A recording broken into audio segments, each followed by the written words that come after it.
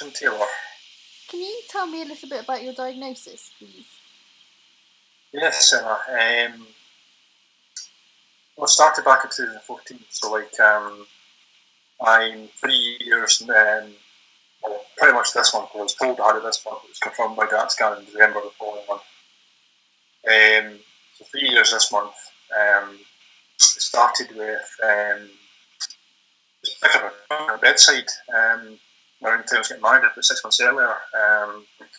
Just a twitch in my right index finger when I was going to pick up the coin, and oh, that's all right. My hand was a wee bit, well, not shaky, but just not quite itself.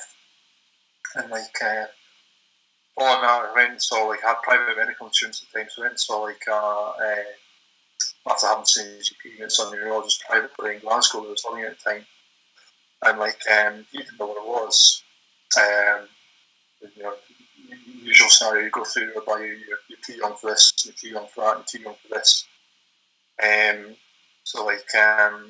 think they put me through tests for what subsequently worked out was motor neuron. So they put me through a nerve conduction test, an MRI. I think an MRI is a test for MS. So they went through the whole list of conditions, tests for them, and then a few months passed. I was referred to another consultant, movement disorder specialist in Edinburgh. Well, in the room, he said right away, you've got Parkinson's. I think he based it on loss of facial expression, and also my right arm wasn't swinging. I wasn't conscious of that, but it wasn't it wasn't swinging either. So that was then referred to for DAT scans to confirm. That scan came back abnormal on December 30th, and that was the start of the journey there from there on.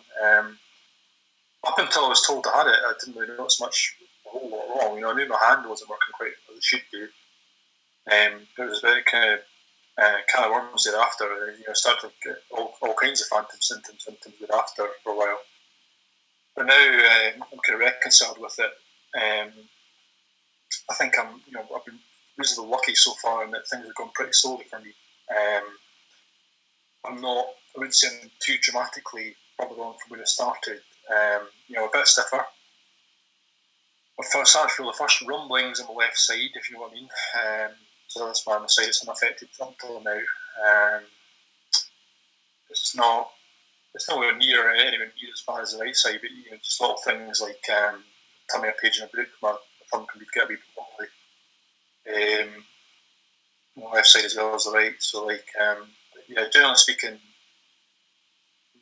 since I know I'm still working full time, I think we'll come to questions later on with Dad since then. I'm still pretty much living my life normally, and long may that continue. Hopefully that could continue for a while yet. I think that's the hope for everyone that has Parkinson's, isn't it? You almost want to kind of fend off the days that you have to stop doing what you want to do. Really, it becomes like a beacon of light. I think that's one advice I always give to people when they ask me after diagnosis, still, I'm quite active on social media. I would go to my coffee to and there's quite a lot. And the first thing I always tell people is don't benchmark. I don't set expectations about it. Go for yourself and other people. It's take it confidence and try not to set expectations for the next couple of years' time. Because you never know most people that past, people that have only there's no point the expectations are going to go through the so just have to take each day as it comes and not live your life long until you're the first time it's going to be up and the distance to Totally agree. Obviously diagnosed with Parkinson's at kind of in a young age. How did your family and friends respond to it? Were they kind of shocked? I mean, as shocked as you were, or was it? Yeah, a bit of a shock, to say the least. Not just for me, obviously, but for them. mum and dad, I think, spent a long time trying to reconcile it. In terms of I think they were blaming themselves so well. What could they have done differently? That kind of thing. Trying to fix them, and that's why I was sending me links on various treatments and things like that. Friends were great. We knew something was wrong because I told them for a while past diagnosis what was happening on my hand. We kind of hoped obviously it wasn't what it was going to be. I got a real wave of support at the time. You probably remember, or you may not remember, I created a social media campaign at the time, Funny Face Challenge, which raised a bit of money for research. Some of my friends got behind that. A few of my pals did the canoeing expedition, raised money. A couple of friends did a running thing. They got right into the fundraising for that's kind of tailed off now, to be fair, but they got right behind me. And the main thing they said was just you have to listen. I'm typical kind of Scottish guy. I'm not really that open about these kind of things, so I would never really phone up someone for a chat. So I prefer to kind of talk about my symptoms to either Fee, my wife, or to fellow people with the condition. I think we've kind of built a fairly sizable network online through Facebook and various platforms. People you can relate to what you're going through, and I find it easiest to discuss it with my peers, if you like, than I do with my friends.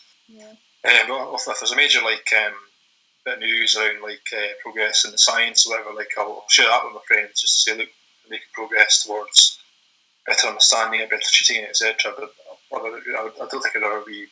It's just me. I'm not one for phone up people for a cry over the phone or whatever. But I think that's maybe a guy thing, not just anything else.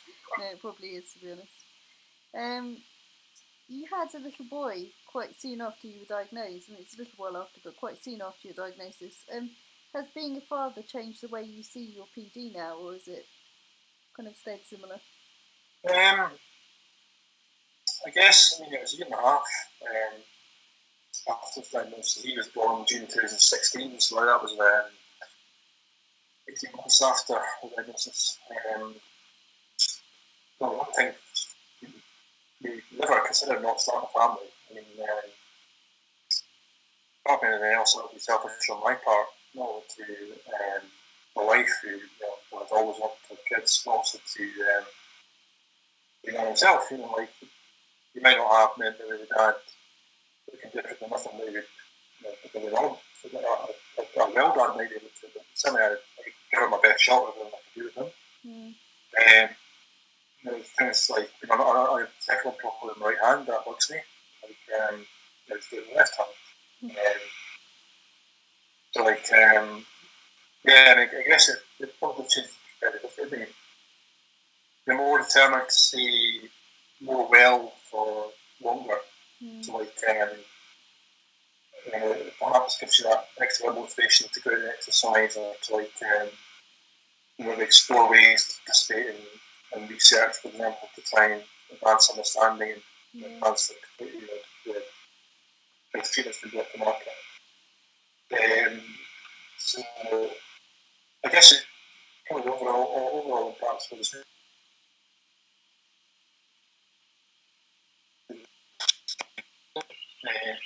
stay healthy. And one thing is really do above all else, really, that value my time with my family. So I've done, I think initially did a lot of work volunteering and stuff like that, and I've cut all that right back because my time spent with my son has got cost to it as far as I'm concerned. So essentially for him is valuable. So it has to be for a justifiable reason.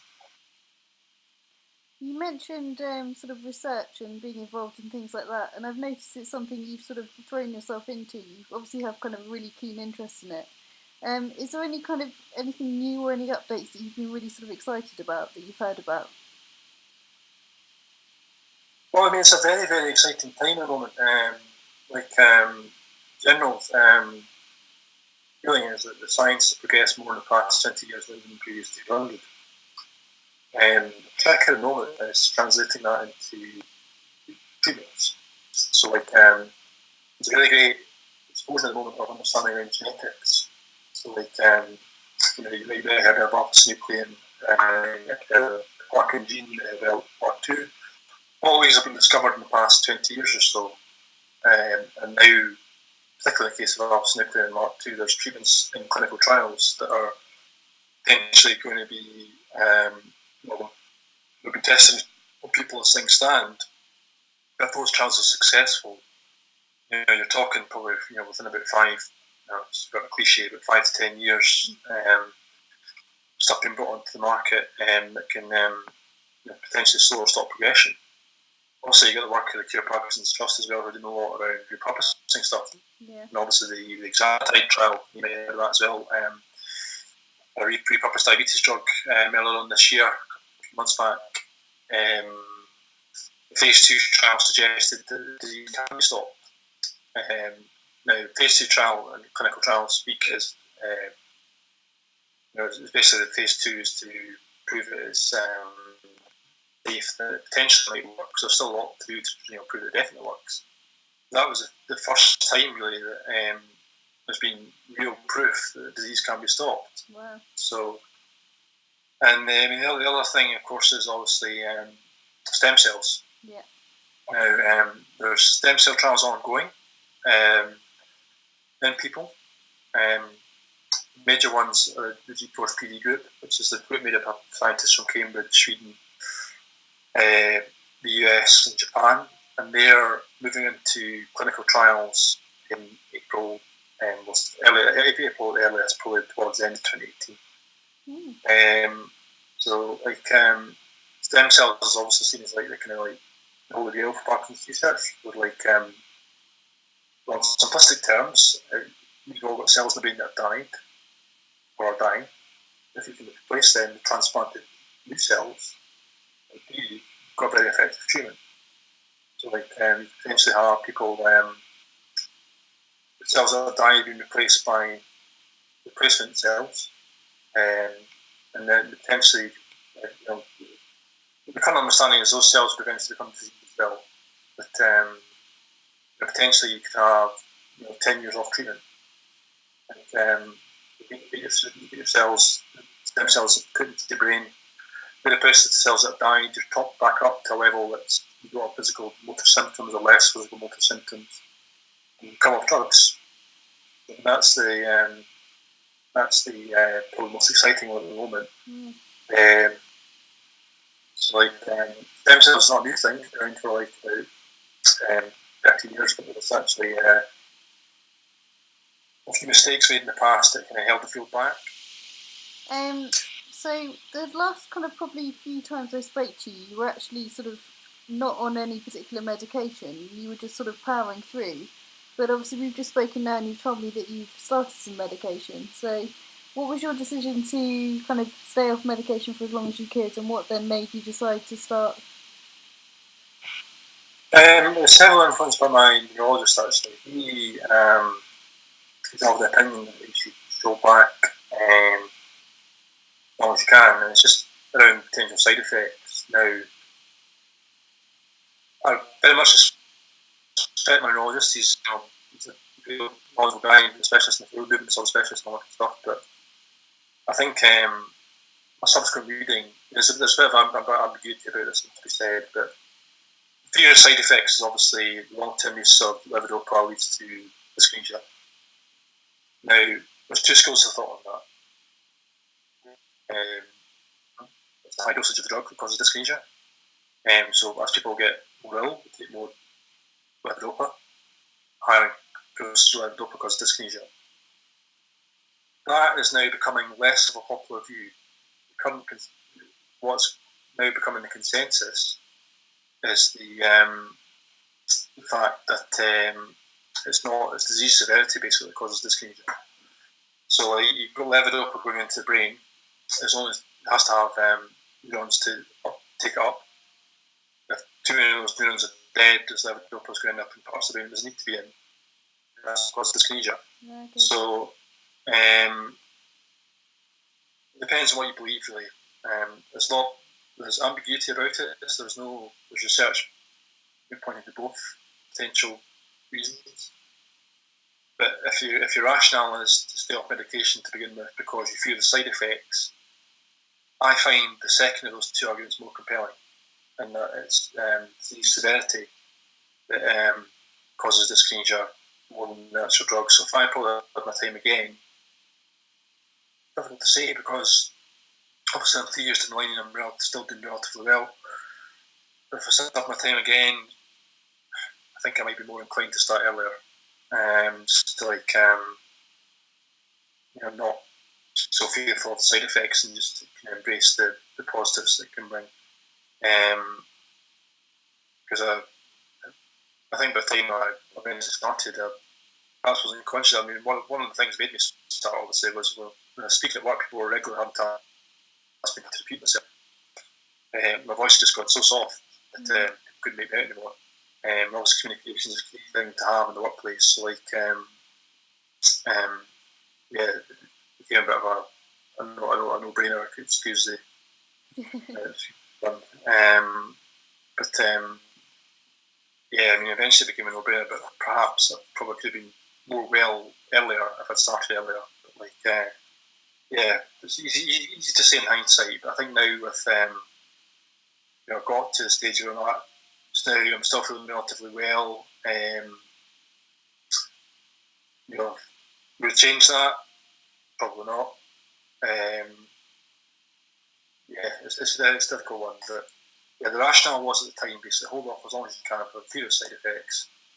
It really depends on what you believe. It's the cause of the side effects as to whether that's a good course of action or not.